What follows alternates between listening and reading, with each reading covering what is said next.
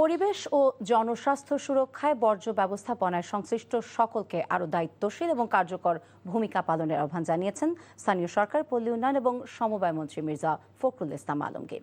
সকালে রাজধানীর একটি অভিজাত হোটেলে improvement of urban public health preventive services IUPHPS project বিষয়ে কর্মশালায় তিনি এসব কথা বলেন যে অর্থ বর্জ্য ব্যবস্থাপনা খাতে শুধু নয়, অন্য সকল খাতের বিষয়েও ব্যয় কিভাবে করা হচ্ছে তা যথাযথভাবে কাজে লাগছে কিনা সেই বিষয়ে কার্যকর নজরদারি নিশ্চিত করতে হবে। পাশাপাশি স্থানীয় নির্বাচনে যারা নির্বাচিত বা দায়িত্বপ্রাপ্ত হবেন তাদের জনস্বার্থে কার্যকরভাবে কাজে লাগানোরও আহ্বান জানান তিনি।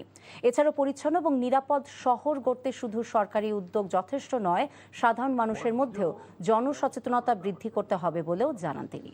আমরা যে টাকাটা ব্যয় করছি সেটা আমরা সঠিকভাবে যাচ্ছে কিনা, আর কাজে লাগছে কিনা, এবং তাতে আমরা কতটুকু পাচ্ছি। সেই জন্যে আমাকে মানুষকে হোলিস্টিক অ্যাপ্রোচ নিতে হবে।